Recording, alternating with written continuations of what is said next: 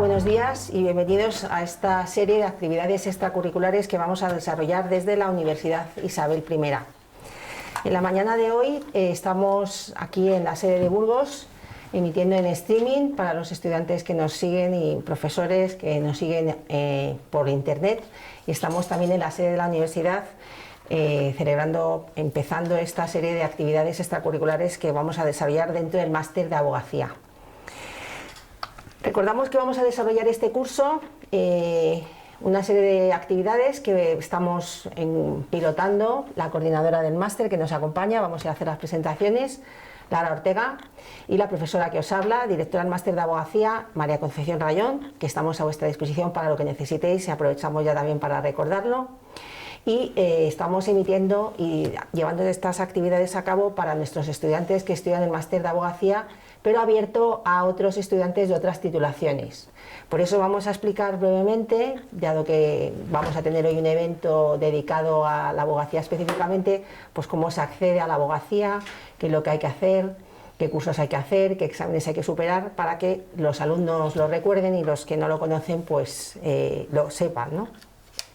Bien, este año vamos a desarrollar, nos acompaña también otro ponente al que presentaremos ahora, vamos a desarrollar 7 actividades extracurriculares voluntarias. Vamos a llevar a cabo la iniciación hoy con una sesión, una mesa redonda sobre emprendimiento y legal tech, ejercicio profesional, los primeros pasos que tenemos que llevar a cabo como abogados cuando comenzamos en nuestro ejercicio. Vamos a hacer la semana que viene una visita al laboratorio de criminalística de la Policía Nacional que está en Ávila.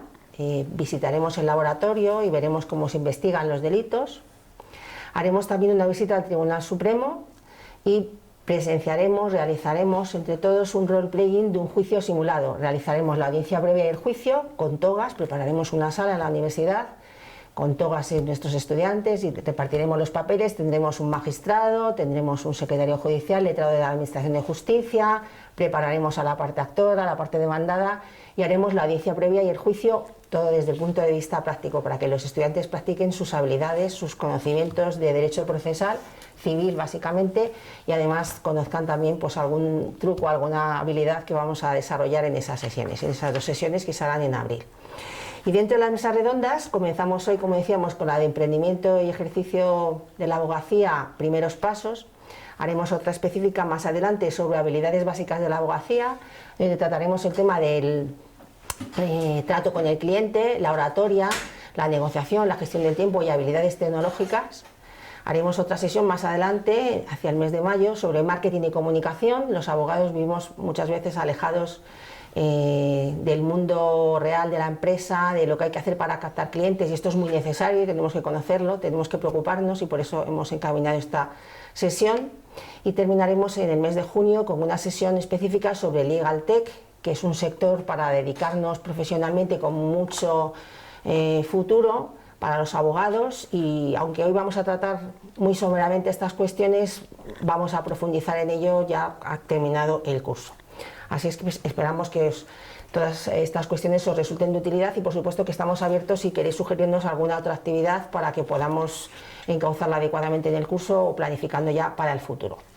Y comenzamos ya con la mesa redonda, primeros pasos en el ejercicio profesional, emprendimiento en el sector legal, y presentamos a nuestro ilustre ponente de hoy, que es don José María Fernández Comas, amigo y profesional excelente donde los haya. Él es el director de Derecho Práctico y bueno, tiene una gran experiencia en todo el tema de emprendimiento, como emprendedor, como ayuda a emprendedores y como poseedor y director de publicaciones y herramientas que al fin y al cabo ayudan a los abogados a iniciarse en su vida profesional. Además hemos participado en varios eventos conjuntamente en varias ocasiones y es un lujo que estés aquí. Muchísimas gracias por acompañarnos, José María. Gracias, María. Tenemos también con nosotros a Felipe Herrera, jurista bueno, abogado muy joven, miembro fundador de Portal Jurídico a Definitivas, que es un portal jurídico con muchísimos seguidores, gente muy joven que maneja muy bien la tecnología y que hace unas cosas maravillosas. Hace poco hemos coincidido en un evento en Madrid, en el Legal Management Forum, organizado por una prestigiosa editorial, y es que todo el mundo conoce el portal jurídico A Definitivas. José María, pues le ha parecido que era muy interesante que pusiéramos todos en común nuestra ayuda para encaminar a los jóvenes a iniciarse en la vida profesional. Y también está Verónica Pedrón Pardo, también miembro fundador del portal jurídico A Definitivas, jurista también, que nos acompañan desde las Islas Baleares y que están online. Buenos días, Felipe y Verónica, muchas gracias por acompañarnos. Están por ahí, ¿verdad? Buenos días y gracias a vosotros. Muy bien, pues muchísimas gracias a todos los ponentes por acompañarnos. Es lo bueno que tiene la tecnología, que podemos estar muy lejanos en el espacio, pero sin embargo con estas ayudas podemos hablar y conversar sobre estos temas que consideramos ser interesantes para cuando uno termina la carrera, porque acabamos y no sabemos muy bien cómo enfrentarnos a cómo iniciar la vida profesional.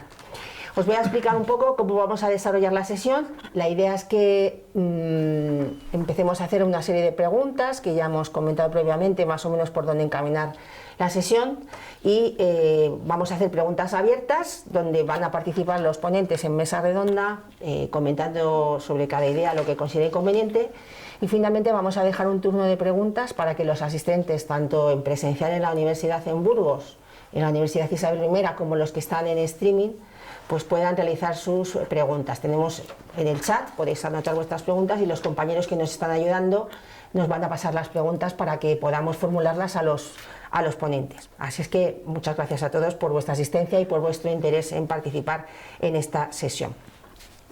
Bien, vamos a empezar a recordar qué hace uno cuando termina de estudiar la carrera. Hemos estudiado el grado en Derecho, que son 4 años, estudiamos el máster de acceso a la abogacía, que son aproximadamente 1 año y medio, 5 trimestres en la Universidad Isabel I, superamos el trabajo de fin de máster y pasamos a solicitar nuestro título de haber culminado el grado en Derecho y haber pedido el máster de abogacía, haber terminado con todos los exámenes y con todas las materias que hay que estudiar para terminarlo.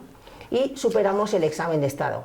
Tenemos que hacer un examen a nivel nacional, donde en convocatoria anual doble, a principio de año, a final de año, dependiendo de las convocatorias por el Ministerio de Justicia, uno se examina, supera ese examen y ya puede acceder a un colegio profesional, a un colegio de abogados, para colegiarse como abogado. Decimos esto porque los estudiantes que están en nuestro máster saben que este es el recorrido que tienen que hacer para colegiarse como abogado, desde la Ley de Acceso del 2006 que impone este recorrido, esta obligación. Y lo recordamos o lo comentamos para los estudiantes de otras titulaciones que nos puedan estar acompañando esta mañana. Es un recorrido donde hay que estudiar un grado, un máster y luego superar el examen de Estado. Uno ya tiene los documentos necesarios para acudir a su colegio, decide en qué colegio quiere trabajar, normalmente donde va a tener su sede, donde va a desarrollar su trabajo habitualmente, y accede con los documentos que vamos a comentar ahora al ejercicio. Bien, tipos de acceso al ejercicio de la abogacía. Podemos colegiarnos por primera vez, para trabajar por cuenta propia o por cuenta ajena. Podemos trabajar en cualquier lugar de España y vamos a poder trabajar también en cualquier lugar de la Unión Europea. En el colegio nos van a pedir una serie de documentos que me he permitido traer aquí enlistado para recordaros y que sepáis qué es lo que tenéis que aportar en el colegio. Debéis llevar vuestro título del graduado en Derecho, vuestro título del máster y el examen aprobado del Ministerio de Justicia. A continuación rellenaréis una instancia donde indicaréis al señor decano del colegio que habéis elegido para trabajar allí, pues que os admita como abogados en el colegio, y os van a solicitar la acreditación del pago de la cuota colegial, que hay que pagar una cuota por estar en el colegio. Lo relacionamos con la asignatura de ontología profesional del abogado, donde estudiamos que esto es una obligación y que tenéis que cumplir con ese pago periódico para acceder a la profesión y para poder luego ejercerla normalmente. Os van a pedir una copia del DNI, una fotografía, porque os van a hacer un carnet, el impreso de domiciliación bancaria, el impreso aceptando y rechazando el servicio médico, el impreso en materia de protección de datos, materia fundamental hoy en día, el certificado de nueva incorporación expedido por el Consejo General de la Abogacía Española, un certificado de antecedentes penales y la declaración de salud. Uno ya se incorpora al colegio con toda esta documentación. Una recomendación que veníamos comentando por el camino desde Madrid, que veníamos con el coche y hemos tenido tiempo de charlar de muchas cosas: la importancia de examinar las coberturas del seguro que tenéis contratado con el colegio. Hay unas coberturas leeros bien la póliza, hasta donde estéis cubiertos, por si necesitáis ampliar coberturas, fundamental para trabajar. Recordamos también cosas que estudiamos en el máster, que se estudian a lo largo del grado en Derecho. Hay que llamar la atención sobre las responsabilidades civiles, penales y disciplinarias en que puede incurrir un abogado, con lo cual es muy importante examinar las coberturas de esas pólizas de responsabilidad civil. Pasamos por la agencia tributaria para darnos de alta en nuestros impuestos, pasamos por la seguridad social y nos colegiamos. Y llega ahí el momento de la decisión. ¿Trabajamos por cuenta propia? ¿Trabajamos por cuenta ajena? ¿Qué es lo que podemos hacer, José María? ¿Qué es lo que podemos hacer una vez que ya nos hemos colegiado y cómo iniciamos, cómo comenzamos esos primeros pasos en el ejercicio de la profesión? Cuéntanos. Bueno, lo primero que habría que decir es en qué panorama se enfrenta ese jurista que tiene delante ese dilema, ¿no? Antes de nada decir que esta profesión está cambiando vertiginosamente, también lo estábamos hablando realmente. Estamos en plena revolución digital, todas las profesiones tienen que adaptarse a ella y la abogacía no iba a ser menos. Ya no es necesario tener un expediente académico brillante y excelente, solo a eso me refiero, sino hay que tener una serie de competencias de las que luego hablaremos y de las que además vais a hablar en sucesivas jornadas, ¿no? Ese jurista que vaya a tomar la decisión tiene que pensar, por un lado, si quiere trabajar por cuenta ajena, tiene que desarrollar técnicas de escribir un currículum, de entrevistas de trabajo, y se va a enfrentar a un mercado, y no sé si estás tú de acuerdo, muy chungo en muchos aspectos. Se habla en la abogacía que se está proletarizando realmente, ¿no? Y muchos abogados están en precario. ¿Qué quiere decir? Que los sueldos ahora mismo son bastante precarios. Se habla incluso de falsos autónomos, esa figura de falso autónomo.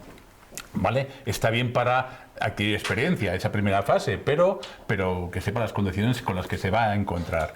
Y luego por cuenta propia, es decir, con su propia marca, con su propio despacho, su propio proyecto empresarial, porque un despacho de abogados es una empresa que tiene que facturar y además ganar dinero.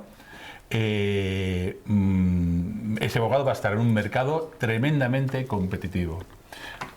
Hay muchísimos abogados en España y, por ejemplo, os pongo una cifra. En Madrid hay tantos abogados como en toda Francia, ¿no? Y entonces son más necesarias que nunca esas habilidades, vamos a llamarlas paralegales, que antes mencionábamos. Y ahí está, sobre todo como punto de partida para seguir hablando de esto, que da mucho juego. Seguro que tanto Felipe como Verónica estarán de acuerdo.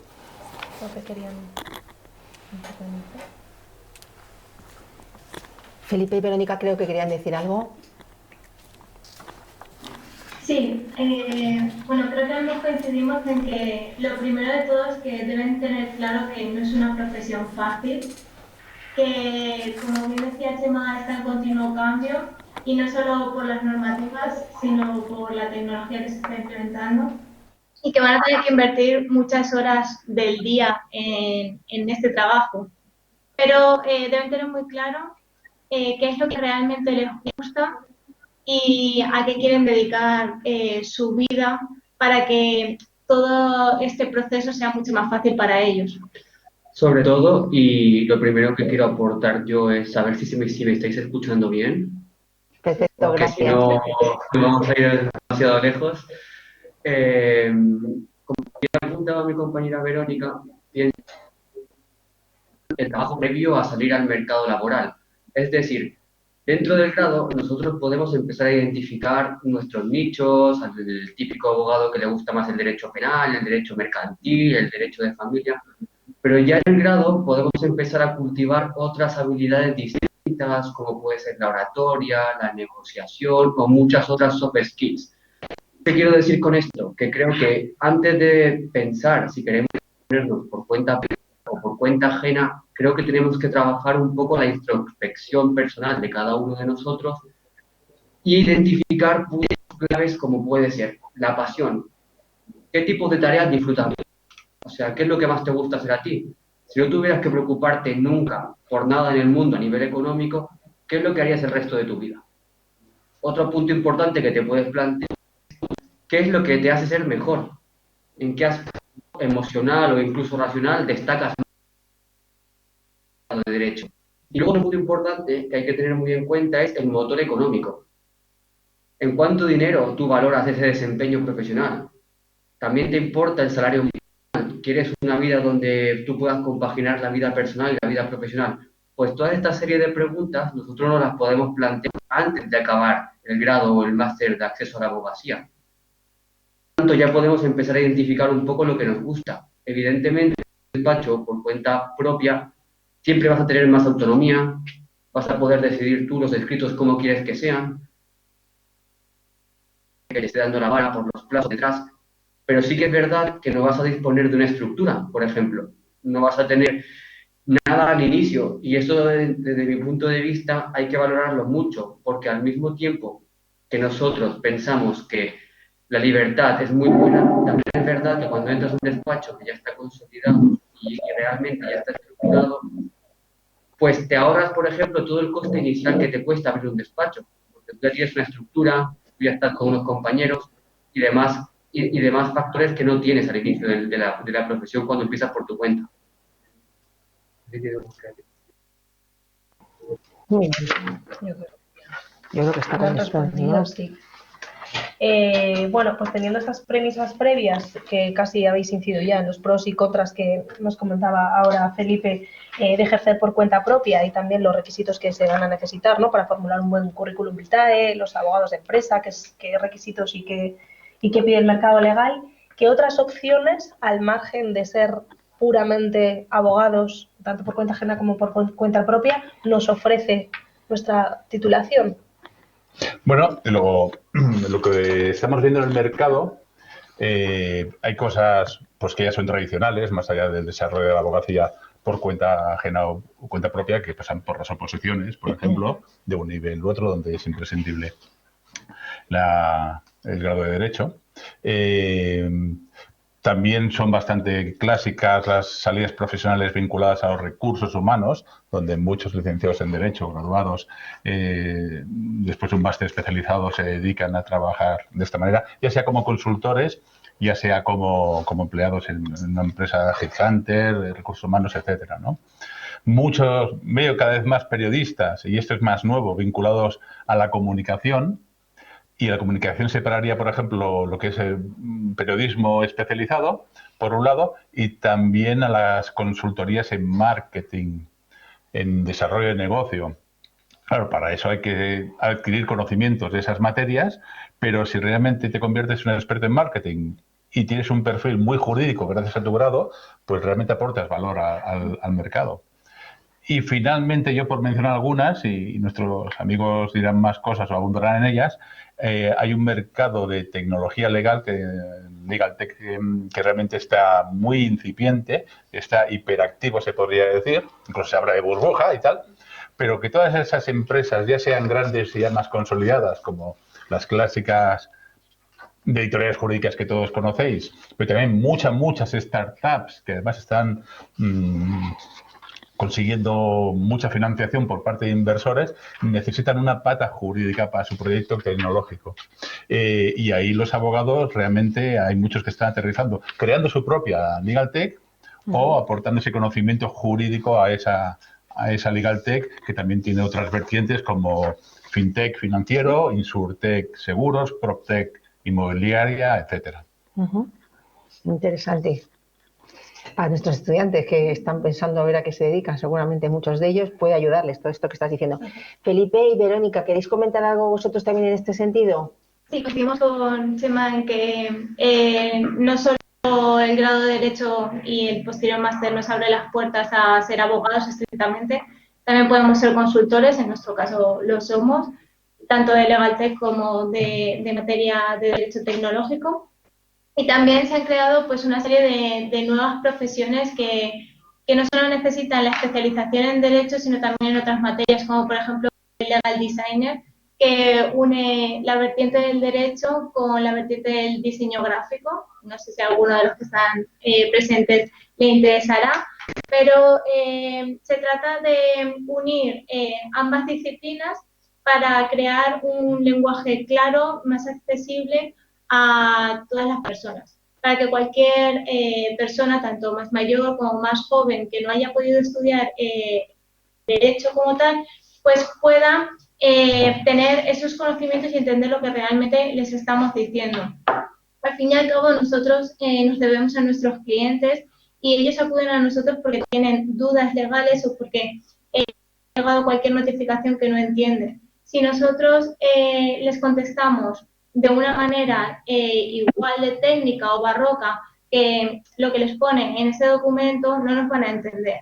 Entonces, de esta manera podemos hacer que el lenguaje jurídico sea más accesible para ellos y también unir la parte del diseño gráfico para crear infografías o crear contratos que sean también visualmente más atractivos para ellos, que hagan que esa comprensión sea total. Claro, además de todo esto, como bien apunta Verónica y como bien ha dicho Chema, el Legal Tech ha conseguido que aparte de que consigamos simplificar el conocimiento o incluso el lenguaje, hagamos mucho más sencillo y cercano la prestación de cualquier servicio jurídico.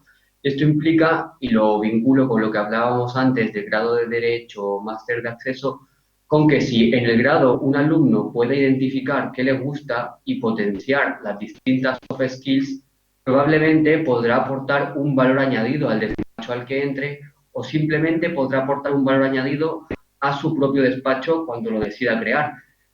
Hay muchos perfiles que son bastante híbridos y yo me considero en este punto a medias, porque, por ejemplo, yo estoy bastante especializado en toda la materia de blockchain, pero esto me ha obligado a mí, aparte de estudiar Derecho, a formarme durante muchos meses en programación, en desarrollo web, en desarrollo de software y aprender mucho el lenguaje técnico que utilizaría un programador.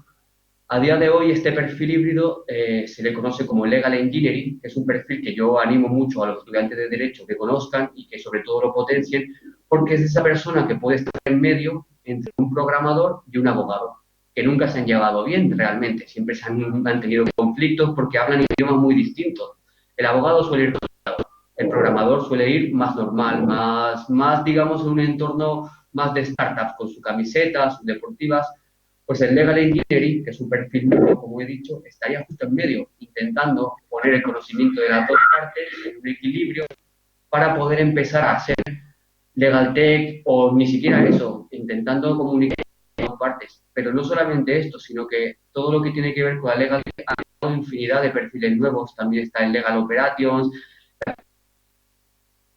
de seguridad y distintas skills que al final consiguen que tú aportes un valor añadido, ya sea al despacho en el que estás o un valor añadido a ti mismo como persona para que puedas potenciar tus habilidades técnicas y no solamente tus habilidades de conocimiento jurídico. Tu respuesta, porque nos ha tocado dos puntos fundamentales que tratamos siempre que tenemos ocasión. Uno es el tema de las habilidades que se necesitan en el siglo XXI para desarrollar la función de abogado.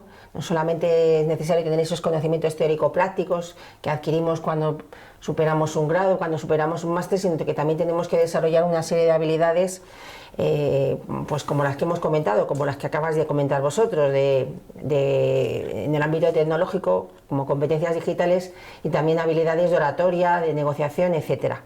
Y nos has tocado también un punto, eso volveremos después, pero el tema de la formación continua. Nos has dicho que has estado formándote para desarrollar todas esas funciones.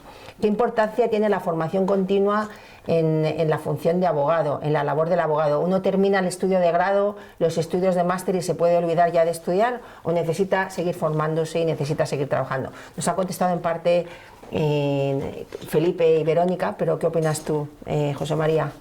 Bueno, hasta ahora realmente el abogado solo necesitaba esa formación continua para atender las novedades legislativas que iban sucediéndose realmente y la nueva jurisprudencia al respecto. ¿Por qué? Porque era un mercado hace años que solo poniendo una plaquita de abajo ya era suficiente para atraer clientes. Por lo tanto, no tenías que desarrollar habilidades comerciales, ni de marketing, ni nada. Por otro lado, no vivíamos en una sociedad digital como vivimos en estos momentos y realmente los procesos, y eso sabrás tú mejor, no eran tan orales como ahora. Realmente la actuación en sala, ese tipo de habilidades no era tan tan necesaria, ¿no? Pero sí es verdad, hablamos antes de la parte mala, es que hay muchos abogados, la parte buena es que se abren un montón de oportunidades, sobre todo a la gente que empieza porque tiene un campo por explorar, gracias también a la tecnología en parte, pero el tema de habilidades yo solo quería señalar, por un lado, las que corresponden al conocimiento jurídico, aunque sea necesaria una visión transversal de todo el derecho, lógicamente, en un mercado tan competitivo hay que especializarse en un área.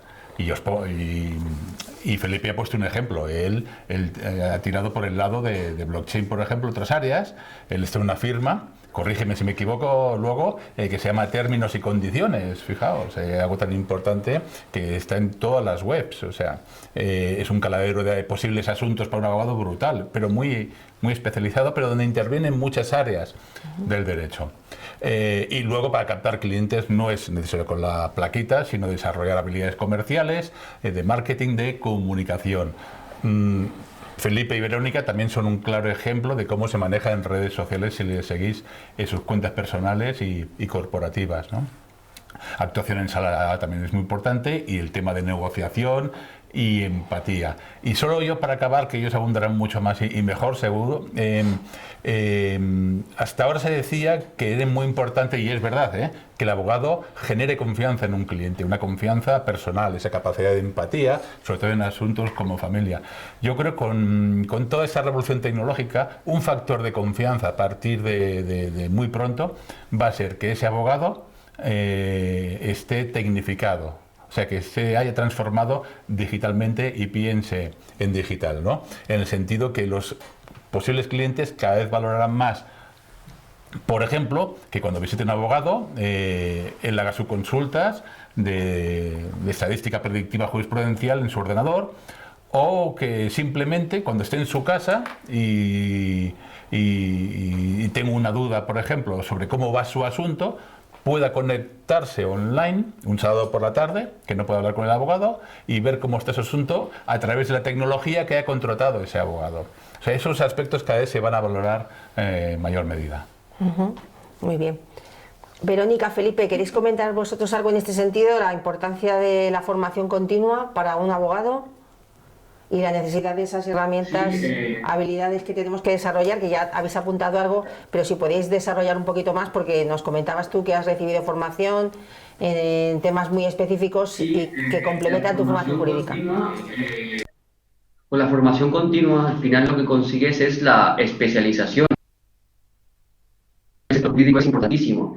Y voy a intentar resumirlo mucho, pero para mí todo el tema de la especialización ha sido muy importante, en primer lugar, por el respeto. O sea, un profesional que dedica muchísimas horas del día a un ámbito en concreto, a estudiarlo, a dedicar su tiempo, incluso a invertir económicamente para hacer un buen máster, luego recibirá el respeto de sus compañeros por el simple motivo de que se ha especializado en eso, y eso lo hace ser conocedor de la materia. Esto además, por otro lado, y como segundo, lleva a tener clientes mucho más fieles. ¿Por qué? Porque un abogado generalista no puede abarcar con el mismo criterio o ser tan estricto en una sola materia. Y al final lo que consigues al especializarte es tener una fidelidad clara de tus clientes que se quedarán a gusto con tus servicios y seguramente repetirán y volverán porque sabes que tú eres muy bueno en lo que estás haciendo. Eso también, y tercer punto, repercutirá mucho en el precio. Si tú eres especialista, controlas una materia y la conoces muy bien, tú puedes hacer ese trabajo de aumentar tus tarifas en relación con un abogado más generalista. Y no solo eso, y como cuarto punto que cito, al aumentar las tarifas, al tener el respeto y tener la fidelidad de tus clientes, vas a acabar un poco con la competencia. En nuestro sector tenemos muy bien identificado cuál es la competencia clara que tenemos al prestar servicios similares, pero no es ni de lejos la misma cantidad de abogados que puede tener un abogado generalista. La competencia en los sectores más tradicionales es muy elevada. Hay muchísimos abogados que se quieren dedicar al derecho penal. En nuestro caso, al haber apostado por la superespecialización, tenemos un nicho mucho más concreto y eso nos genera pues la posibilidad de tener mucho menos competidores a diario. Yo creo que esos 4 puntos son muy importantes y hacen que a día de hoy un abogado que consigue especializarse pues lo tenga mucho más sencillo a la hora de introducirse en el mercado, a la hora de presentarse de cara a una entrevista de trabajo en un despacho grande o en un despacho mediano. No sé si Verónica aportar. Sí, igualmente, o sea, yo creo que tampoco tenemos que desanimar a aquellas personas que se quieran dedicar, por ejemplo, al derecho penal o al derecho civil. O sea, dentro de estas ramas más tradicionales también hay pequeñas especializaciones que se pueden hacer, o sea, y en las que puedes profundizar y en las que te puedes formar y llevar solo, pues, por ejemplo, delitos económicos, ¿vale? No coger todas las ramas del penal o del civil. Sí que es cierto que formarse es muy importante, o sea, no vamos a dejar de estudiar nunca, pero no solo, como decía Chema, no solo nos vamos a fijar en lo, sino que tenemos que adaptarnos un poco al medio en el que vivimos y en el que ejercemos. O sea, si la tecnología está a día de hoy por todas partes, pues debemos adaptarnos a eso. En el caso de Felipe fue con la programación. En mi caso, por ejemplo, yo trabajo con influencers. O sea, yo asesoro legalmente a influencers y elaboro sus contratos y entonces ahí no solo me ha tocado conocer muy bien la normativa sobre publicidad y sobre contratos, sino también he tenido que estudiar mucho de redes sociales, o sea, saber cómo funciona internamente cada una de las redes sociales donde los influencers pues suben su contenido, saber cuáles son los términos y condiciones de esas redes sociales para saber qué es lo que se puede hacer y qué no se puede hacer. Luego, también he tenido que fomentar mucho, y bueno, creo que ambos hemos tenido que hacer mucho, fomentar la inteligencia emocional. O sea, que es algo que se tiene como muy olvidado, pero que realmente es muy importante. Porque trabajes por cuenta propia o por cuenta ajena, siempre vas a tener un cliente que va a llegar a ti con un problema. Entonces, tú tienes que saber gestionar esas emociones, porque el cliente va a llegar diciéndote, tengo una montaña que se me está cayendo encima y igual luego es un granito de arena.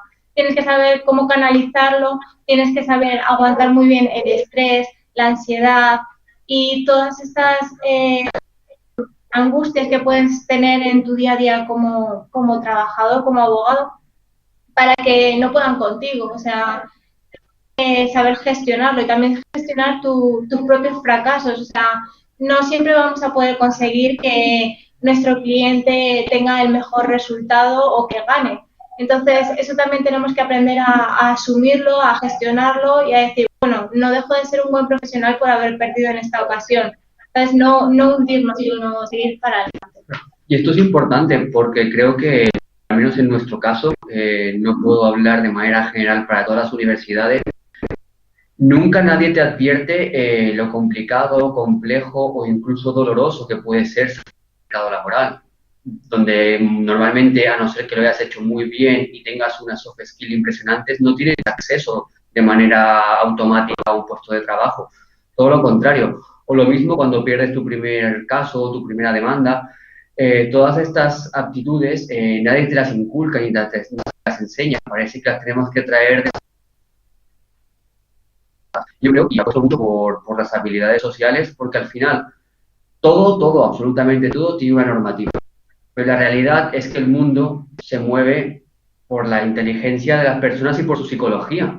O sabes, antes de aprender, y esto es mi reflexión personal, antes de aprender tanto de las leyes, tenemos que aprender el comportamiento de las personas y saber identificar bien con quién te sientas en cada momento, saber cómo tratarlo, saber hasta qué punto te puedes implicar a nivel más personal o no. Y todas estas cualidades se van ganando con la experiencia, pero yo creo que si incidiésemos estudios de grado o de máster, incluso a los alumnos, les dijésemos, mira, es tan sencillo como hacer un poquito de introspección, en lugar de frustrarte porque has suspendido la última actividad y no has llegado a la media que tú pensabas, relájate, tómate la tarde libre, sal con tu novia a tomar un café o llévatela al cine y mañana empieza un día nuevo, pero no te frustres. Esto desde nuestro punto de vista, y me gustaría saber qué opina Chema de esto, pensamos que es absolutamente imprescindible para el sector jurídico. Bueno, pues lo que pienso va a colación de la siguiente pantalla, ¿verdad, María? Sí. Que son los retos de la abogacía del siglo XXI. que nos van a servir un poquito para resumir todo lo que estamos hablando. Tenemos a los abogados de Los Simpson, un abogado cutre mediocre y uno más preparado, un poco tiburón, pero bueno, y es súper necesario diferenciarse en un mercado con tantos elementos, con tantos abogados, ¿no? Y ser experto, como veis más abajo, en una materia, sirve para ello. Hablaba, por ejemplo, he olvidado deciros que Verónica tiene una especialización muy chula, que es la de los influencers, ¿no? Y además genera mucho contenido, la verdad es que está muy bien.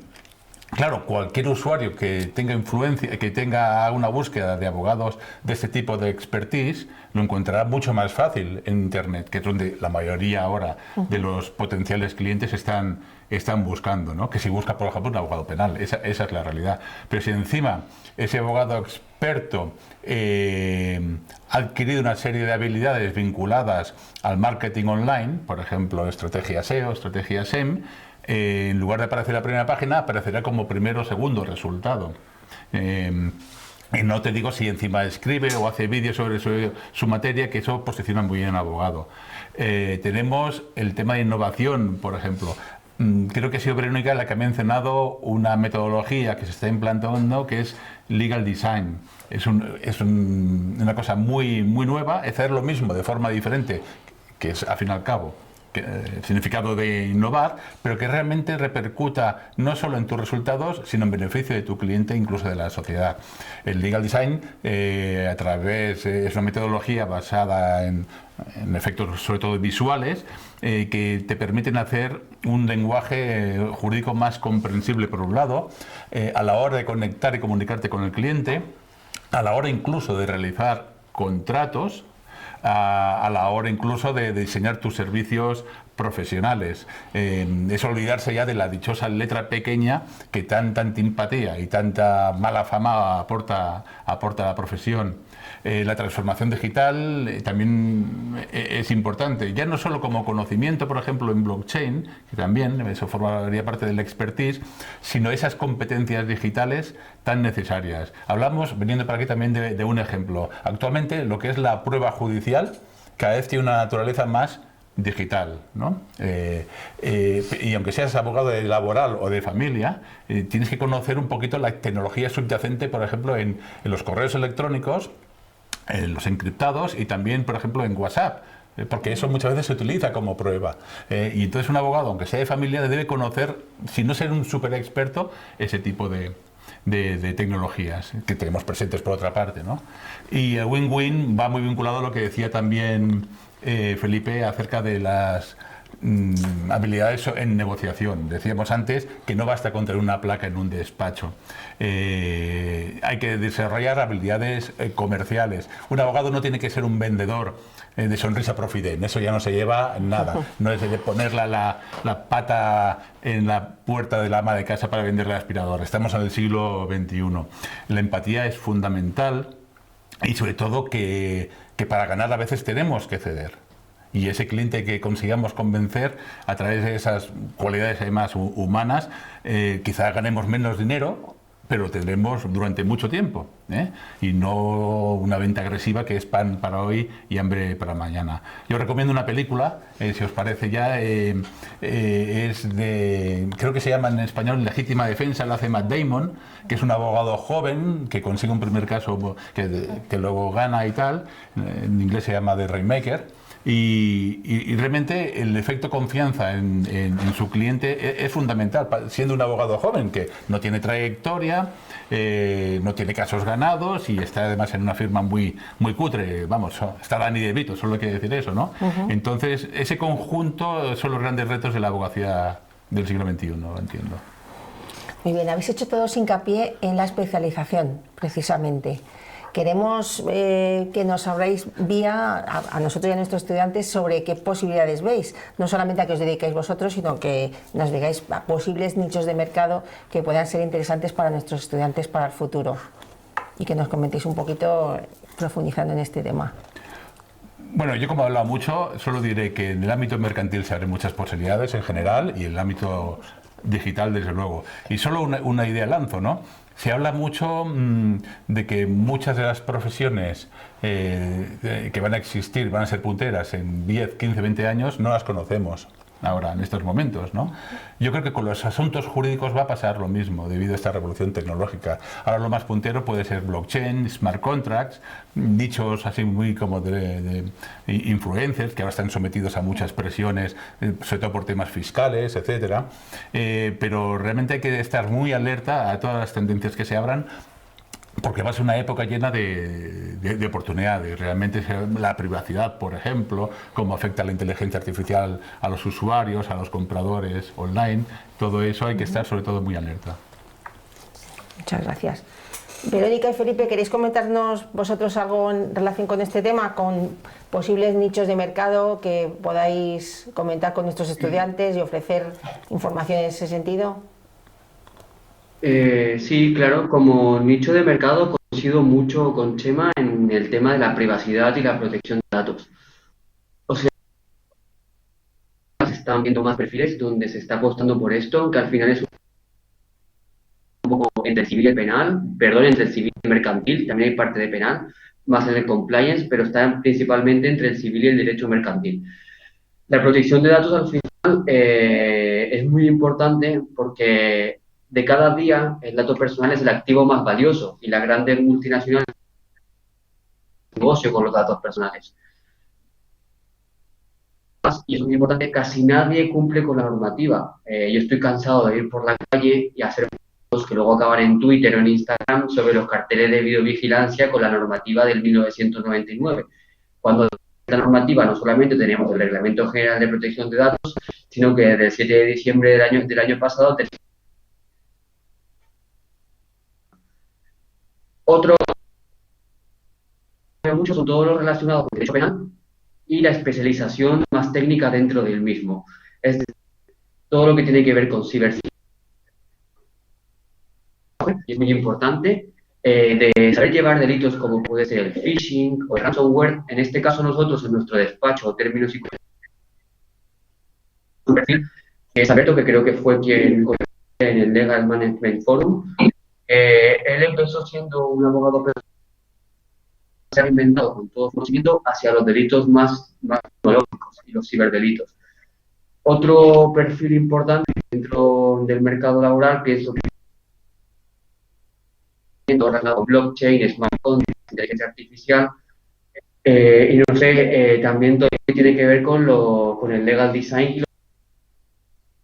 Yo creo que son ahora como los que más están despuntando.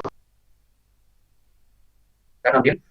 Yo creo que, como habéis dicho ambos, todo lo relacionado con datos, también como decía Chema antes, la especialización en SEO y SEM, que a día de hoy es muy importante, y es importante también saber cómo hacer SEO y SEM de forma legal y sin sobresaltar esas barreras que en toda la parte de marketing está muy en auge. También es muy importante. Muy vinculado a lo que dice Verónica, relacionado con el marketing, está toda la posibilidad como nicho de negocio del infoproducto. El producto es algo tan sencillo como podría ser contenido en YouTube, contenido en Instagram o incluso los podcasts que sean jurídico, pero sí muy de moda en el sector del emprendimiento. Si un joven abogado tiene ganas de generar contenido, es muy sencillo, un canal de YouTube, y esto al final, más en el largo plazo, es muy monetizable. Tenemos un claro ejemplo de persona que le ha ido muy bien, como es Ana, que le mandamos un saludo, no creo que nos conseguido simplificar primero el conocimiento y luego montar día a día como abogado hasta conseguir un producto que al final consiguió lanzar un curso muy grande el año pasado y el anterior. O sea que yo creo que el infoproducto como tal, ya sea de cualquier materia, es importantísimo, y más si sabes simplificar el conocimiento. Todo lo que tiene que ver, por ejemplo, con modelos de contrato, modelos de recursos, modelos incluso de escritos procesales. Si consigues simplificarlo, paquetarlo y hacerlo en una edición bonita, y que sigue siendo un servicio jurídico. Esto seguramente el Chema también profundizará un poco más con todo lo que tiene que ver con los nichos de negocio que se derivan de la legal tech. marketplaces o incluso los productos para reclamaciones. Bien, habéis tratado un tema importante, pero yo quiero reconducir otra vez a nuestro estudiante que está terminando su máster, está haciendo su grado y decide emprender. Ya ha detectado cuál es el nicho de mercado, que vosotros nos habéis abierto los ojos en relación con muchos posibles temas a los que nos podemos dedicar, a los que se pueden dedicar. Pero ¿cómo les afecta la revolución tecnológica? ¿Qué tendrían que hacer para montar ese despacho? Me gustaría que me comentases algo sobre si es conveniente o no tener una página web, si es conveniente o no tener un programa de gestión de despachos, si es conveniente o no elaborar un plan de marketing, que nos habléis un poco de estos temas que no se suelen tratar en los estudios de grado y de máster, pero sí que son interesantes que por lo menos conozcamos y que nos intentemos formar en ese sentido. ¿Qué podéis decirnos sobre la revolución tecnológica y qué afecta concretamente a ese emprendedor que quiere montar su propio despacho una vez detectado el nicho de mercado y la especialización a la que quiere dedicarse? Bueno, cuando hay que emprender siempre hay que preguntar pues cuánta pasta tiene, ¿no? Tampoco es preciso mucho realmente, pero bueno, hay un paquete para cada usuario en función del presupuesto, ¿no? Pero en cuanto a esto de comprar tecnología y software, etcétera, yo creo que antes de nada hay que estar seguros de que vamos a utilizar esas herramientas y además a fondo. Quiero decir, hay que pensar en digital. Tenemos que estar dispuestos a asumir un reto de papel cero, además, no solo por un rollo de la sostenibilidad, que está muy bien, sino también por ser más eficientes, más rápidos y además conservar esa información que generamos, no en papel, sino en soporte digital seguro, ¿no? A ver,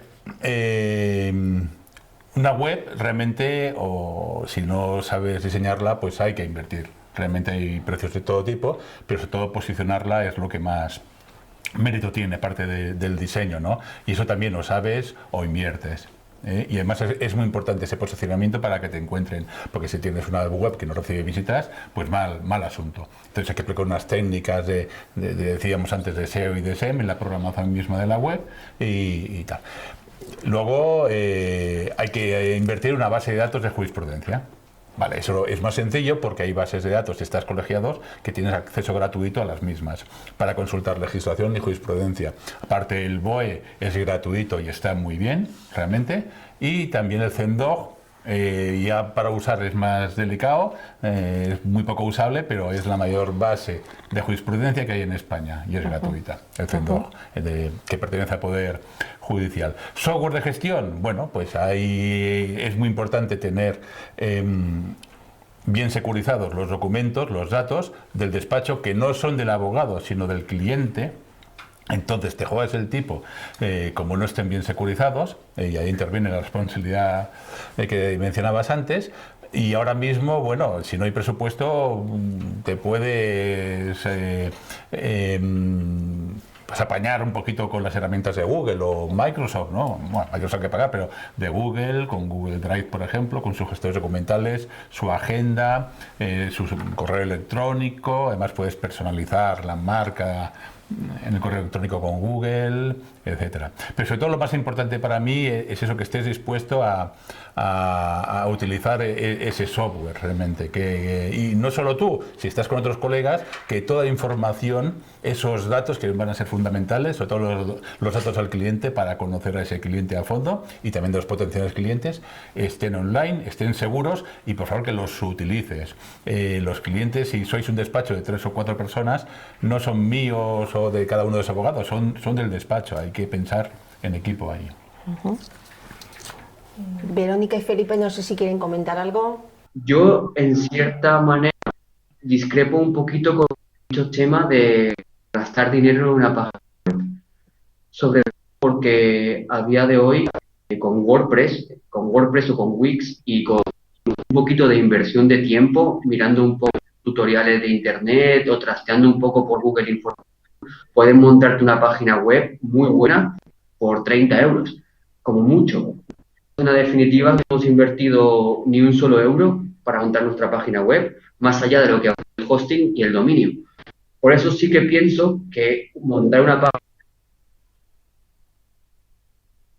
entender cómo funciona el HTML de web, que es algo muy sencillo además, y en YouTube está lleno de tutoriales, pero llenísimo, y a partir de ahí coincido mucho con lo que ha dicho, de que es muy importante, aparte de tener la página web, trabajar mucho. Al final es estar en Internet. Internet a día de hoy yo creo que no existe, lo dijo Bill Gates en su momento. Y luego también trabajar mucho en las redes sociales, generar contenido en las redes. Al final, como bien hablaba Chema, es muy importante el tema del SEO, pero el SEO al final te posicionas a base de generar contenido. Y si puedes generar mucho contenido y además contenido de calidad, poquito a poquito vas a ir subiendo. Nosotros en Idea Definitiva, por ejemplo, en el jurídico nunca hemos contratado a nadie más allá de los que somos los miembros del equipo. Y no hemos invertido mucho, pero sí que hemos hecho mucha publicidad, mucho contenido y nos hemos dedicado a invertir mucho tiempo y mucha pasión, ya que amamos el derecho, para poder gestionar muy bien la página web.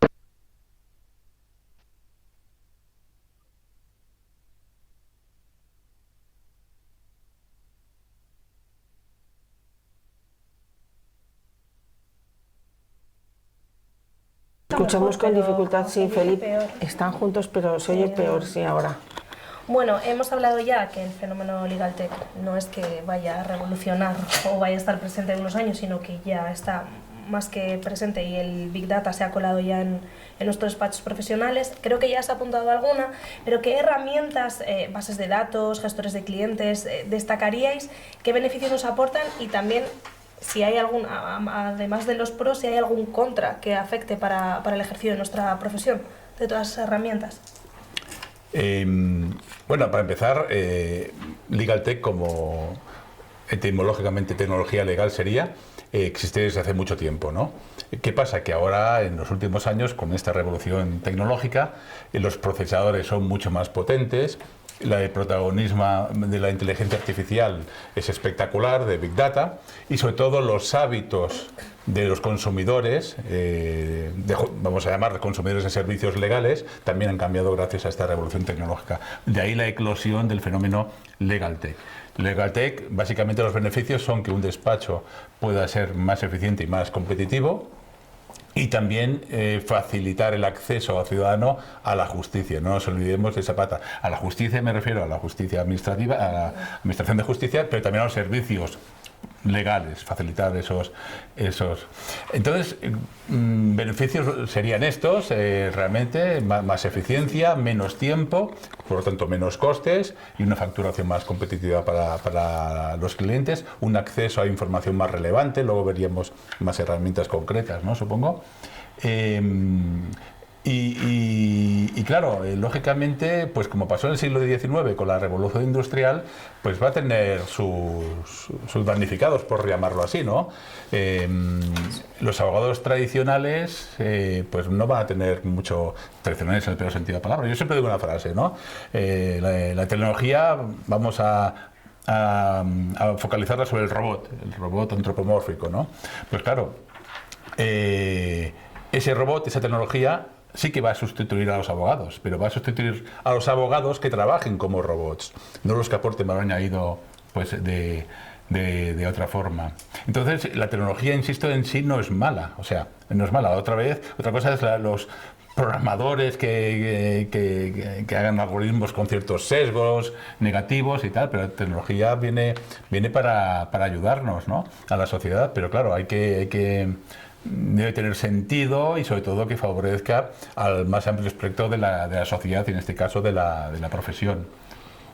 Claro, entra aquí las figuras, se me ocurre la figura del tradicional pasante o los abogados junior que entran en despachos, claro, y a lo que se dedican básicamente en los primeros pasos de su ejercicio es, pues, búsqueda de jurisprudencia, elaboración de escritos, claro, todo esto, revisión de contratos, todo esto ahora ya se suple, por decirlo así, porque tenemos determinadas herramientas que directamente lo hacen por ellos, ¿no? Que entran un poco en... Se suple parcialmente, pero puede tener un efecto. Todavía no lo estamos viendo porque este tipo de herramientas, sobre todo las de análisis y revisión de contratos, están en un estado pues casi de embrionario, pero muchas firmas están invirtiendo muchos recursos, de tiempo y dinero. Estas herramientas que vemos, por ejemplo, en la pantalla, vamos a hablar de una tarea que antes, hasta ahora, quiero decir, antes no, hasta ahora y durante algún tiempo, supongo, estaban haciendo los estudiantes en prácticas, juniors, becarios, etcétera, que es revisar miles de documentos, analizar y revisar miles de documentos, por ejemplo, en tareas de due diligence. Cuando una empresa compra otra, esa empresa que va a ser vendida debe ser revisada, auditada a través de miles de contratos, ¿no? Claro, dicho eso por un director de una gran firma que ha testado estas herramientas, las está utilizando, hasta ahora para esas tareas de 3.000 contratos utilizaba 5 abogados y duraba 3 semanas. Con estas herramientas que han empezado a utilizar, son 3 abogados y 1 semana. Espero decir cifras exactas, pero vamos, es brutal el beneficio. ¿Qué pasa? Ese despacho, esa firma, va a ofrecer, porque ha dedicado menos tiempo, menos costes, una minuta más competitiva a ese cliente, que estará compitiendo con otros clientes y se llevará el beneficio para la firma y tal. Pero hay menos abogados trabajando en eso, ¿no? Entonces, es un reto que además hay en todas las universidades que también debéis asumir, ¿no? En cuanto a la formación que están recibiendo los chicos en grado y en los másteres de acceso. Perdona, ya termino. En el tema de analítica jurisprudencial también se están las antiguas bases de datos, digamos, se están encontrando de forma más rápida resultados relevantes, ¿no? Entonces ya se dedica también menos tiempo a esas tareas que también hasta ahora hacían la gente en prácticas. Pues igual se necesita menos personal para ese tipo de tareas. Ahí está el reto, vamos. Vale. Yo quería aportar a lo que decía Chema, que sí que es cierto que hay muchos puestos de trabajo que se van a acabar eliminando. De hecho, un estudio de McKinsey de 2017 ya decía que entre 35 y 375 millones de profesionales tendrían que o cambiar de profesión o aprender a nuevas habilidades para adaptarse al medio para que no acaben con su puesto de trabajo. Y eso pondría, pues, el 23% de las tareas se van a automatizar. Entonces, esos puestos de trabajo obviamente se van a eliminar. Bueno, que tenemos que hacer especialización. Si tú como profesional te has especializado mucho en una materia, el software no va a acabar con tu puesto de trabajo. Es más, se te va a necesitar para que puedas incluso probar y ayudar a que la inteligencia artificial pues pueda mejorar y pueda hacer funciones que tú no vas a hacer y que te va a liberar de ese tiempo para poderlo invertir en otras materias que sean mucho más densas y que solo tú puedas hacer. Un poco en la línea de lo que decía Verónica y lo que decía Chema, al fin y al cabo, gracias a todo lo que es el concepto de TEC, lo que se está consiguiendo es hacer mucho más eficiente la prestación del servicio jurídico. Y no solo eso, sino que también se está consiguiendo simplificar mucho toda la prestación del servicio. También estaba mencionando Chema algunas herramientas relacionadas con el reconocimiento de patrones dentro de la jurisprudencia, de contratos o de documentos, pero también hay otros grandes nichos y que desde mi punto de vista son importantísimos, como los marketplaces jurídicos, donde se vincula mucho lo que hablábamos antes de la marca personal. Un marketplace jurídico al final te da la posibilidad de que tú te registres como usuario y cualquier persona desde su móvil te pueda encontrar y te pueda contratar, pueda saber las tarifas que tiene, pueda saber un poco más sobre ti. Y no solo eso, sino que tradicionalmente el sector jurídico le ha costado mucho cambiar la forma de entender la evolución tecnológica. ¿Qué quiero decir con esto? Normal ahora tener aplicaciones para todo. Yo puedo contratar lo que quiera a través del móvil, incluso abrirme una cuenta del banco, o pedir una pizza, pero hasta hace muy poquito era como muy complicado hacer eso y entrar a una aplicación como por ejemplo el abogado.com y elegir qué abogados que quiero contratar en mi comunidad autónoma. Por tanto, esto abre mucho también la posibilidad a que los jóvenes abogados, por un lado, se registren en estos marketplaces y consigan clientes a través de ella. Y por tanto no tengan que, de manera obligatoria, entrar a una estructura de un despacho y puedan, mientras compaginan la apertura de su despacho propio, ir cogiendo ciertos casos de puede ser el abogado.com o reclamador y vayan así pues ganando su dinero a la vez que van captando sus clientes, potenciando por un lado su marca personal, su página web y trabajando mucho sus redes sociales. Todo puedes tener una estabilidad económica. Al mismo tiempo, pues emprender tu propio proyecto, emprender tu propio despacho, sin tener que someterte a lo que hablábamos antes, de unas estructuras tan sólidas, o incluso perder independencia a la hora de elaborar escritos, como podría pasar cuando entras en un despacho más grande.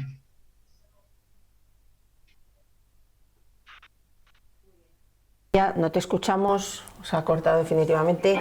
Has tocado un tema muy interesante, que es el tema de los hábitos de los consumidores de servicios legales, que es cierto que está cambiando. Antes acudíamos al despacho de abogados más cercano a nuestro domicilio, a nuestro conocido, que nos había recomendado, pero hoy en día están surgiendo herramientas donde nos recomiendan abogados de servicios concretos, y has citado concretamente el caso del reclamador, que además tiene un lema que es solo cobramos si ganas, con lo cual, en fin, la función del abogado ahí, también el tema de precios, la competencia, la especialización, lo que estábamos comentando.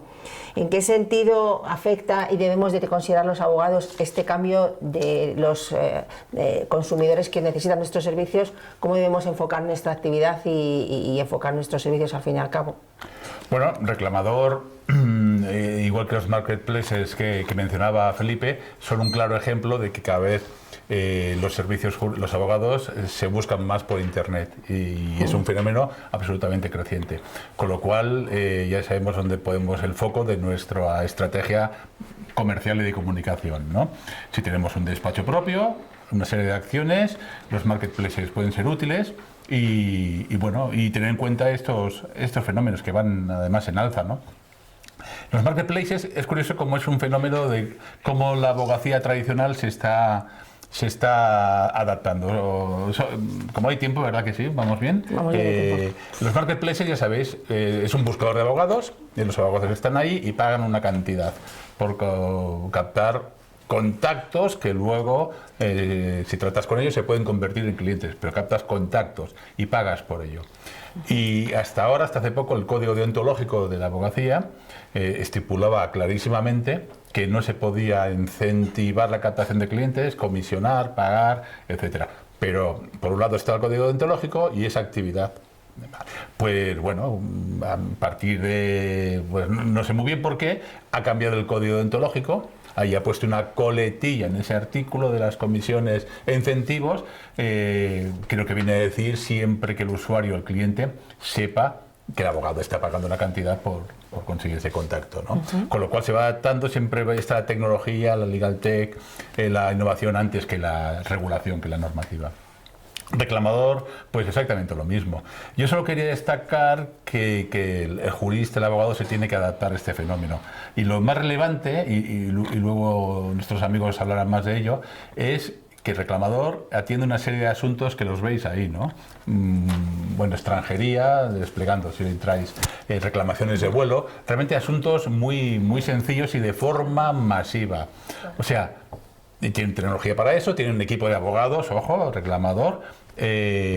No quieras competir con ellos, con este tipo de asuntos, porque tú no puedes competir con el win-win y la comisión con este tipo de asuntos que no te sale cuenta el asunto, no es rentable. Entonces ahí gana otra vez, y no nos cansemos de decirlo, el tema de la especialización, para diferenciarte realmente y para ser único en tu expertise jurídico. Son asuntos más complejos, esa especialización, que nunca, bueno, menos a corto plazo ni medio, plataformas como Reclamador y otras que veremos más adelante podrán asumir, porque ellos son capaces, con esas condiciones, de asumir asuntos que se llaman commodities, relativamente sencillos de solucionar. Verónica y Felipe. Bueno, ya hemos comentado que efectivamente los hábitos de los consumidores están cambiando, la automatización de procedimientos es patente, y cada vez más se prestan servicios legales a los ciudadanos sin necesidad de pasar por un abogado. ¿Estamos perdiendo monopolio en nuestra...? Pues eso, esa frase me la dijo... ¿Se puedes pasar, por favor? Esta siguiente es esta, luego pasamos al otro si queréis. Me dijo un abogado de Zaragoza, Alfredo Herranz, charlando sobre este fenómeno, Do Not Pay, ¿no? Do Not Pay, os cuento, este tipo tan simpático no es abogado. En su momento, cuando la creó, era estudiante de una ingeniería informática, creo recordar, y creó una plataforma con una tecnología chatbot, que es muy parecido en texto a los asistentes virtuales que tenemos en todos los smartphones, etcétera. Entonces solucionaba asuntos, de nuevo, otra vez, muy sencillos, como en su caso empezó con reclamaciones por multas de aparcamiento, ¿no?, para la ciudadanía. Claro, lo más relevante de esto, primero, el nombre, Do Not Pay, que es gratis. Lo más relevante también para mí, que él ganaba, bueno, su máquina, mejor dicho, son respuestas automatizadas. Un chatbot realmente no es una conversación real. Es una serie de respuestas automatizadas a las preguntas que hace un usuario, que si no están contempladas, la máquina no las puede responder, pero que va aprendiendo cada vez que le forman una pregunta nueva, entonces se genera una respuesta adecuada para eso. O sea, y entonces el porcentaje de éxito, quiero decir, era de un 65%. Yo no sé si es mucho o poco, pero joder, es gratis, tú. Claro. Es gratis. Entonces tienen miles de usuarios en el Reino Unido y se ha abierto otros asuntos también sencillos, y sobre todo que además, como tercer factor determinante, que está recibiendo mucho dinero de inversores en tecnología. O sea, que creen en ese formato. Claro, decimos, multas de aparcamiento. Yo no he estudiado Derecho para resolver multas de aparcamiento. Bueno, pero la máquina esta, no me quiero poner trágico, pero está empezando a aprender. Cuando le salgan los dientes, ya veremos qué asuntos es capaz, ¿no? Pero yo siempre confío que para asuntos realmente complejos y donde el abogado puede aportar valor añadido, la máquina solo será un complemento y nunca un sustituto. Pero para eso hay que ponerse las pilas desde ya. ¿Qué nos cuentas también de esta herramienta que queríamos comentar de esta herramienta para la automatización de los procesos legales? Pues eso afecta también a la abogacía, es curioso. Es una serie de herramientas Legal Tech, automatización de procesos legales, en este caso, sobre todo contratos de todo tipo, ¿no? Entonces, ellos trabajan, vamos a hablar de estas plataformas en general, no solo de esta marca, para clientes particulares, para pymes, para empresas. Entonces, una empresa o un particular, vamos a poner un particular, se puede descargar un sábado por la noche un contrato de arrendamiento, por ejemplo, en unos minutos, personalizado, imprimirlo, y por 20, 30, 40 euros, ahora no sé cuando hasta ahora un abogado, ¿cuánto está cobrando? 150, 200, 300. Claro, eso es brutal, tiene un impacto brutal, pero insistimos en asuntos sencillos. No veréis que estas plataformas hagan contratos personalizados y automatizados de 20, 30, 50 páginas, yo que sé, de fusión, adquisición, cosas complejas.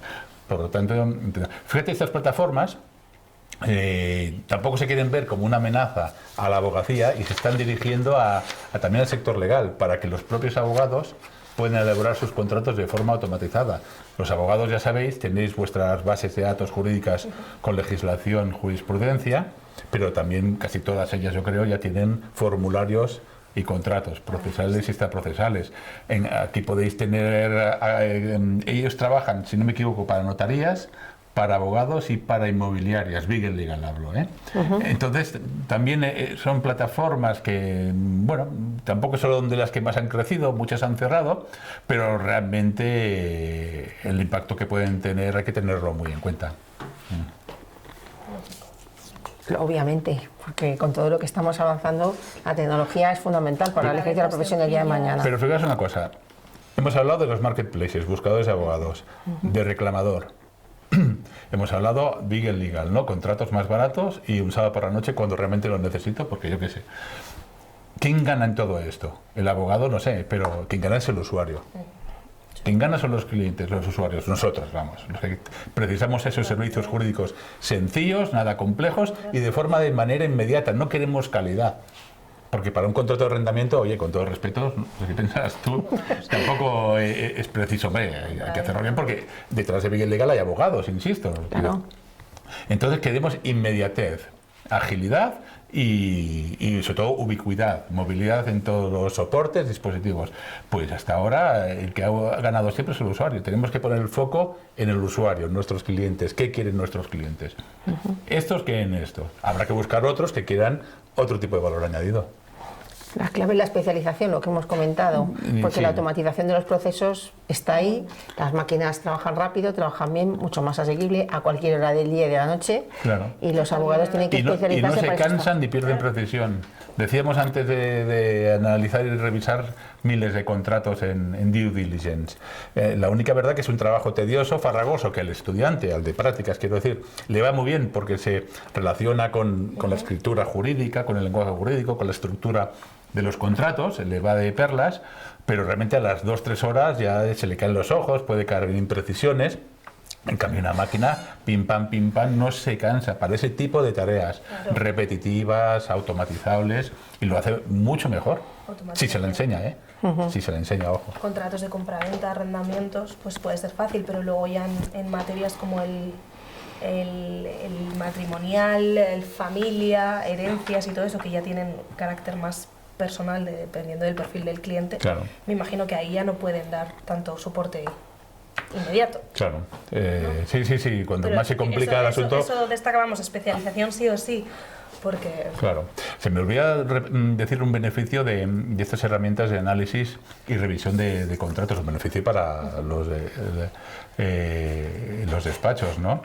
Que cuando la inteligencia artificial interviene a la hora de analizar y revisar miles de contratos, pues por ejemplo es capaz de ver si de esos 3.000 contratos, pongamos, hay 100 que son iguales. Si son iguales al 99, 98%, ¿por qué demonios vas a leerte los 100? ¿Qué es lo que haría un junior, una persona en prácticas?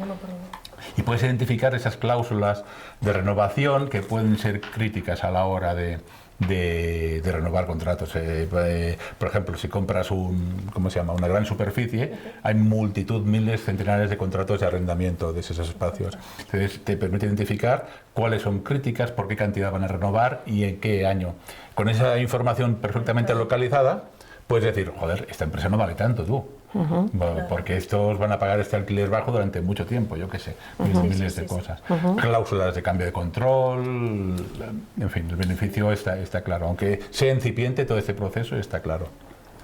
Y estamos de acuerdo en que no queremos transmitir el mensaje de que los abogados van a ser sustituidos por máquinas, sino que las máquinas van a sustituir los procesos automáticos que hacen los abogados para ayudarles, no para sustituirles. Los abogados que trabajan como robots no tienen mucho. Cláusulas repetitivas.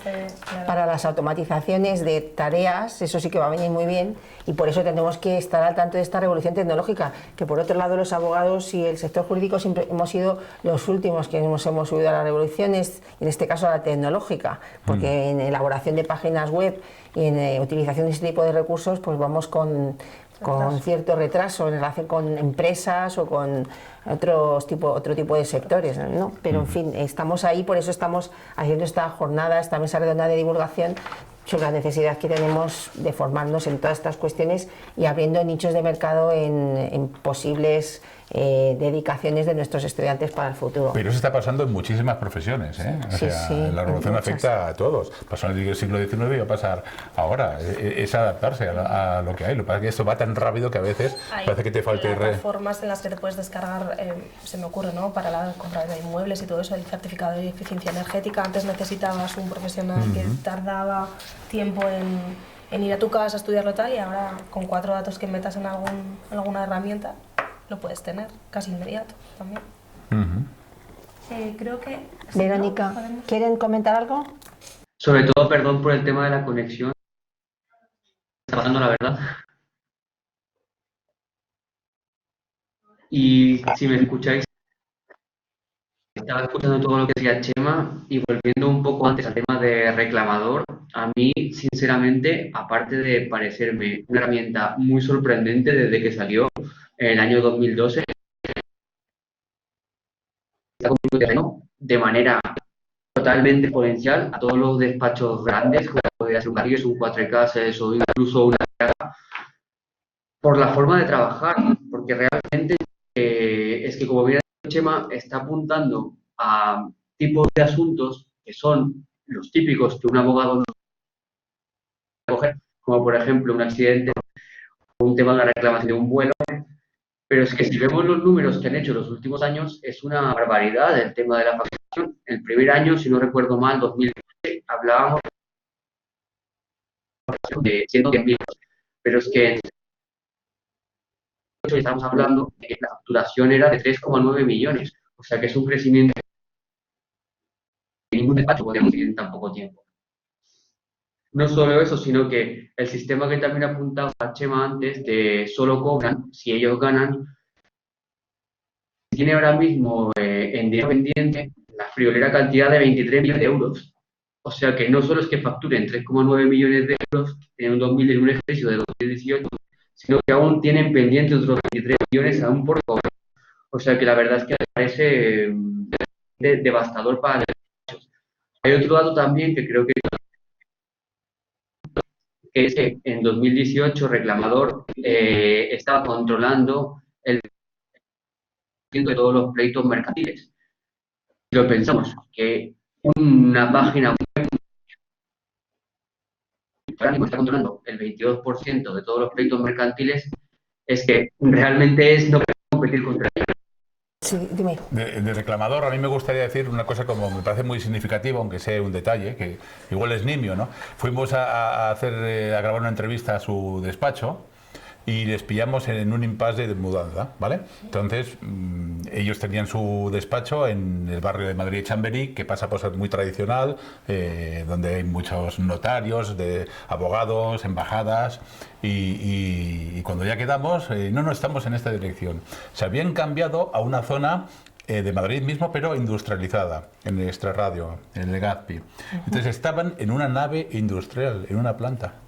Fijaos cómo cambia. Ellos necesitaban espacio diáfano, efectivamente tienen una sala con abogados, pero que en la sala donde había más personal, ¿sabes cuál era? La de personas de atención al cliente y gente de marketing y tecnólogos, mucho más que abogados. O sea que en ese detallito, la abogacía tradicional, ellos se definían como abogacía online, efectivamente, ni más ni menos, donde el usuario, escaneando sus documentos de los billetes de vuelo o lo que sea, pues es mucho más cómodo para ellos, y no te digo ya por el tema precio. Al fin y al cabo, colaboración entre las personas y las máquinas. Eso es a lo que tenemos que tener, y eso tenemos que tenerlo muy claro. No sustituyendo, sino claro, mejorando procesos, mejorando las tareas de automatización para que no sean repetitivas, para no perder tiempo en esas cosas y para avanzar en la eficiencia, al fin y al cabo. Bien, tenemos ahora a los compañeros de Baleares por teléfono. Uy, es que ahora no sé nada. ¿Lo cortamos? Casi mejor que sí. Bueno, tenemos tiempo, tal y como habíamos comentado, vamos a dedicar los minutos finales a posibles preguntas de los asistentes, posibles preguntas de las personas que nos están siguiendo en streaming, nuestros estudiantes, nuestros contactos fuera. No sé si nos oyen bien ahora, tanto para los ponentes que están aquí como para los que están en Baleares. Vamos a ver si alguien tiene alguna pregunta, queréis comentar algo, y terminaríamos con unas breves conclusiones. A ver, los que estáis aquí presentes, ¿queréis comentar algo? A ver, ¿alguien en streaming? No. ¿Lo apagamos el teléfono? Sí, mejor, ¿no? A ver, siempre conviene dejar un par de minutos por si a alguien se le ocurre alguna cuestión que quiera preguntar. Nos habéis abierto nichos de mercado, nos habéis abierto posibilidades para colaboración entre personas y máquinas, nos habéis comentado salidas profesionales muy interesantes para el futuro. Se abren nuevas oportunidades para el sector legal en campos, fijaros, algo tan se abren nuevas novedoso. Profesiones, muy nuevas importante. Profesiones para el futuro. Y por ejemplo, el Reclamador, permíteme que te interrumpa, encontramos algo que ahora, hace 2 años y ahora yo creo que es muy habitual, es un responsable de experiencia del usuario. Fíjate. Es un despacho pequeñito, no tiene sentido que lo tenga, ¿no? Pero experiencia del usuario en cuanto a la interfaz, que sea amigable, que sea cómoda, que los formularios más sencillo funcionen, ese tipo, y eso se consigue aparte de diseño, también de encuestas, y estar en contacto permanente con el cliente para conocer su nivel de satisfacción. Estuvimos hace poco en Clifford Chance, ¿no? Por ejemplo, Clifford Chance, hablando con una persona que es coordinadora de Best Delivery, de mejor entrega de los servicios legales, y tiene unas atribuciones que están vinculadas a la innovación, al diseño legal design, por ejemplo, también a la inteligencia artificial, la automatización de procesos. Y eso ya una gran firma, como internacional además, como Clifford Chance. Podría decir muchos más ejemplos, ¿no? Pero realmente yo voy a soltar una frase que te he comentado antes, que me dijo un socio director de un despacho de unos 20, 25 abogados, un perfil senior, no millennial, y vino a decir, ¿no? ¿Quién va a contratar a un abogado que consulte libros? Vale, una provocación, una gamberrada, pero se refería a que un libro realmente queda obsoleto de forma pues muy rápida, sirve por el momento. Pero un abogado, el factor tecnológico, como decía antes, empieza a generar más confianza, ¿no? Pues eso, desde una base de datos con unas funcionalidades predictivas sobre cómo puede fallar un juez. De los jueces no hemos hablado, por cierto. A ver, ¿qué nos contáis de eso? Y de los abogados. Ahora, inteligencia artificial, hablamos de las herramientas de analítica jurisprudencial predictiva. Hay herramientas, existían en Estados Unidos y ya empiezan en España, que por supuesto pueden decir que un juez, el juez de este juzgado y en este asunto, hay un 80% de posibilidades que falle a tu favor o en tu contra. Da igual. Eso como es a base del estudio de millones de resoluciones judiciales, bueno, en este caso de miles de ese juzgado, a través de tecnologías Big Data y Machine Learning sobre todo. También procesamiento del lenguaje natural. Claro, hasta ahora los jueces siempre estaban en las sentencias. Y tú podías ver si ha fallado a favor o en contra en una sentencia o en todas las que te leyeras manualmente o a través del ordenador. Pero ahora ya tienen unos datos con sus quesitos porcentuales brutales. Y ya en Francia hay leyes que están prohibiendo ese tipo de usos, ¿no? Anda. Pero es que los abogados también estáis en el disparadero, porque estáis en las sentencias, en las resoluciones judiciales. Por tanto, sois datos y susceptibles de gestionar de una manera. Y podemos ver ya con algunas plataformas qué abogado ha tenido más éxito o no en este tipo de asuntos también con este juez o con este juzgado, ¿no? Claro, eso es bueno, por ejemplo, si alguien que quiere buscar abogado y quiere saber si es exitoso o no ese empleo, ¿no? Por ejemplo. Eso es bueno para un abogado que puede buscar en esa herramienta si su contraparte en un juicio concreto, qué éxito, qué experiencia, ojo también, pero qué éxito tiene este tipo de asuntos y qué argumentos ha utilizado que le han ido bien o que le han ido mal. Eso es muy bueno, realmente, es positivo. Más allá se respeta la privacidad, supera otra red de los límites deontológicos, no sé, como la tecnología siempre va por delante, como estamos viendo.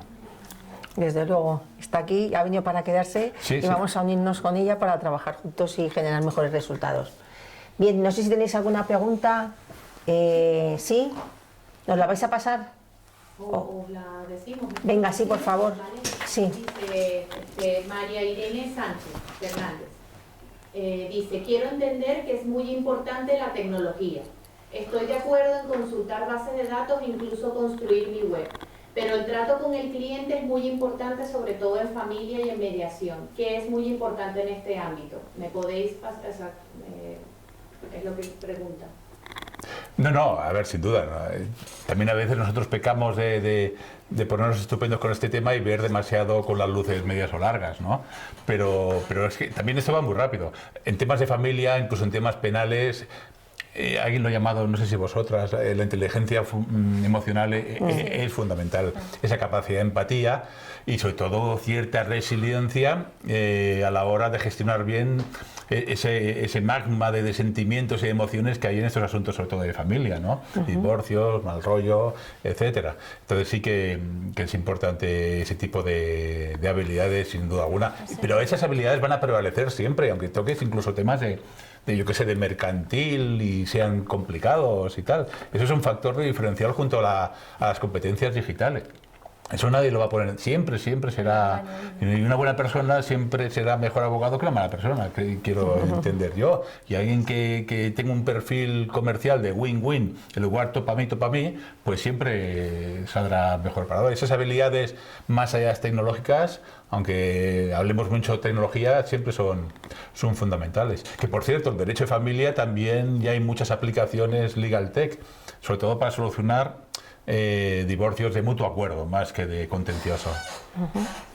Lo que estamos intentando es comentar cómo la tecnología está ayudando al sector legal. Sí. En ningún caso que la tecnología vaya a sustituir al abogado, eso es lo que no queremos transmitir. Lo que queremos decir es que la tecnología está aquí, habéis visto un montón de plataformas, de herramientas, hay incluso comparadores de tecnología cuando un abogado se enfrenta a este tipo de productos, pues para ver cuál es el mejor o cuál se adapta mejor a lo que necesita, y es lo que queremos transmitiros. De todas formas, vamos a tener una sesión a final de curso, cuando ya estemos terminando hacia el mes de mayo-junio, precisamente sobre Legal Tech, para tratar este tema justo con esta persona que nos acabas de comentar, que habla en un despacho de abogados muy importante del Best Delivery, cómo llegar finalmente a entregar bien los servicios, que conoce mucho de Legal Tech, que sabe, está en este mundo, es un abogado muy joven y es una crack, lo veníamos comentando por el camino. Vamos a tener a personas de instituciones relevantes en este ámbito. José María es muy probable que también nos acompañe, abogados jóvenes, los compañeros que están hoy en Mallorca, a ver si mejoramos la conexión, que también nos acompañarán. En fin, sobre el tema de Legal Tech vamos a hacer una sesión específica a finales de curso, ¿vale? Aquí solamente es un aperitivo de cómo el abogado emprendedor, el abogado que termina sus estudios de máster, de grado, en fin, ya ha pasado el examen de estado, cómo empezar en el ejercicio profesional y cómo no debe dejar nunca de lado estas cuestiones de tecnología. ¿Tenemos por aquí alguna pregunta más? Voy a hacer una pregunta, porque sí que es cierto que las redes sociales y todo lo que conlleva el mundo en el que estamos, ¿no?, de sociabilidad y todo esto, ¿no?, de que todos interaccionemos, lo limita mucho el código deontológico de los propios colegios de abogados, cosa que me parece surrealista. Si por una parte estamos viendo que la mejor manera para intentar tener clientes, amigos, entre comillas, ¿no?, es relacionarte, a dar apertura a tu despacho, a las redes sociales, a decir realmente dónde te ha ido bien, en qué casos te ha ido bien, y por otra parte el código deontológico te lo limita. Es un poco extraño, ¿no? ¿Cómo se puede atajar eso? Porque yo, por lo que he visto, son bastante estrictos y amenazan siempre con multas, con faltas graves, con todo esto, ¿no? Bueno, yo no sé si el código deontológico castiga o penaliza el tema de una sobreexposición en redes sociales, ¿qué quieres decir? Sobre todo tú. Pero ¿sabes qué lo penaliza? El propio sector. O sea, el propio sector de compañeros penalizan mucho a ciertos abogados mediáticos. Es que le estaba hablando el otro día de... No quiero personalizar, pero sí que cada vez... Es curioso como muchos abogados y abogadas tienen una vida muy intensa en redes sociales. No quiero decir mezclan, pero combinan aspectos profesionales, como tú bien dices, de, oye, he ganado este asunto y tal. Yo espero que se lo hagan con el consentimiento de esa empresa, si es que la mencionan, también os digo, no, porque sería necesario. Pero bueno, en las webs también hay de los abogados y empresas casos de éxito, donde aparece el cliente o lo que sea, o son nuestros clientes estos y estos. Sí que puede verse como una sobreexposición, pero y yo que soy ya un perfil de inmigrante digital, a veces lo veía con cierto pudor, pero ¿sabes qué me han enseñado mucho a verlo de otros ojos? La gente joven, tú. La gente joven valora mucho esta gente que tiene una intensa actividad en estas redes muy visuales, sobre todo Instagram, lo estábamos mencionando, y a ellos, que son estudiantes de Derecho, jóvenes, pero con la cabeza muy amueblada y muy buenas notas, reciben un feedback muy instructivo y muy productivo de estos profesionales. Que luego hablan de que bien me sienta la ropa o que estoy cenando y tal, pues bueno, vale, pero luego hablan de sus casos de éxito, de que me ha pasado con este juez una cosa, o he ganado este caso gracias a tal y cual. No sé, yo realmente no lo veo mal, pero lo penalizan muchos compañeros de del sector, es curioso. Luego si quieres te digo nombres concretos y casos para que se entiendan mucho. No, porque yo creo que sí que hay bastantes compañeros del sector que se dedican precisamente a, como no saben manejarse digitalmente, a ver quién lo hace para penalizarles, poniendo incluso reclamaciones al propio colegio. Aquí lo he visto en Hamburgo, ¿no? Algún caso de denunciarle al colegio.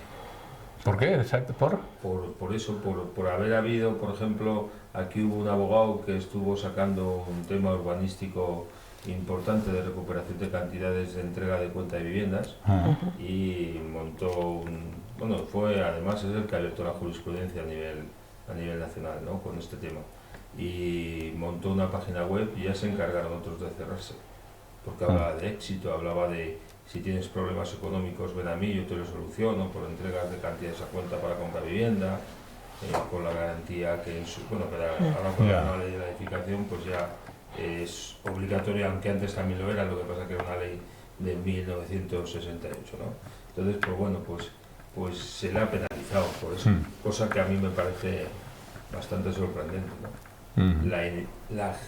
La cantidad de inadaptados al mundo digital, ¿no? Sí. Y que provocan precisamente estas luchas, ¿no? En el caso igual que se hablaba antes un poco una pincelada de los jueces, pues esos son ya el no va más, junto con la fiscalía, ¿no?